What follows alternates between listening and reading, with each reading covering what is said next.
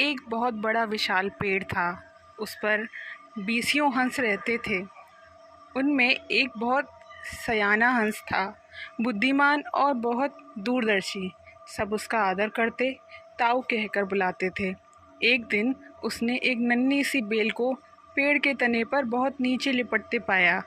ताऊ ने दूसरे हंसों को बुलाकर कहा, देखो, इस बेल को नष्ट कर दो। एक दिन यह बेल हम सबको मौत के मुंह में ले जाएगी।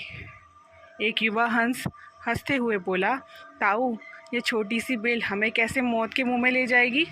सयाने हंस ने समझाया, आज ये तुम्हें छोटी सी हंस लग रही है, धीरे धीरे ये पेड़ के सारे तने को लपेटा मारकर ऊपर तक आएगी। फिर बेल का तना मोटा होने लगेगा और पेड़ से चिपक जाएगा। तब नीचे से ऊपर तक पेड़ पर चढ़ने के लिए सीढ़ी बन जाएगी। कोई भी शिकारी सीढ़ी के सहारे चढ़कर हम तक पहुंच जाएगा और हम मारे जाएंगे।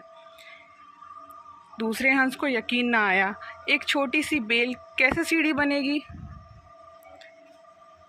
तीसरा हंस बोला, ताऊ, तू तो एक छोटी सी बेल को खींचकर ज़्यादा ही लंबा कर रहा है। एक हंस बड़बड़ाया, यह ताऊ अपनी अकल का रौब ढालने के लिए अंडशंड कहानी बना रहा है। इस प्रकार किसी दूसरे हंस ने ताऊ की बात को गंभीरता से नहीं लिया। इतनी दूर तक देख पाने की उनमें अकल कहाँ थी। समय बीतता रहा, बेल लिपटते लिपटते ऊपर शाखों तक पहुँच गई।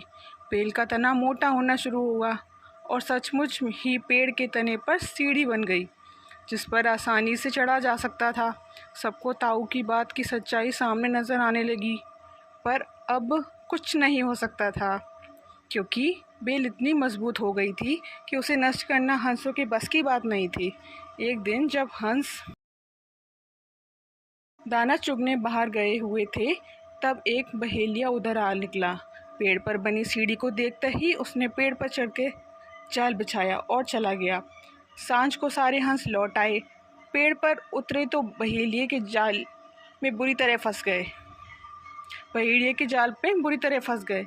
जब वे जाल में फंस गए और फड़फड़ाने लगे, तब उन्हें ताऊ की बुद्धिमानी और दूरदर्शिता का पता लगा। सब ताऊ की बात न मानने के लिए लज्जित थे और अपने आप को कोस रहे थे। ताऊ सबसे रुष्ट था और चुप बैठा था।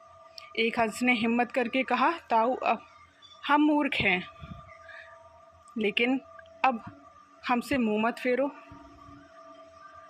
दूसरा हंस बोला, इस संकट से निकलने का कोई तरीका तुम ही हमें बता सकते हो।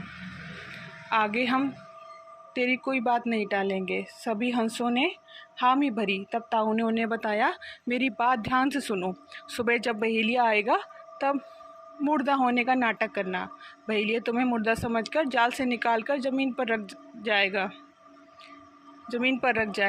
वहाँ भी मरे समान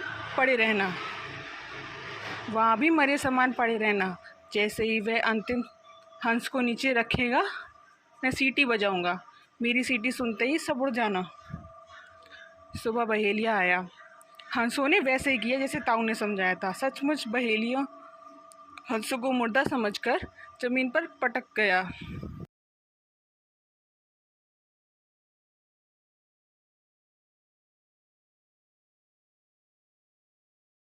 सीटी की आवाज़ सुनकर कि सारे हंस उड़ गए। बहेलिया अवाक होकर देखता रह गया।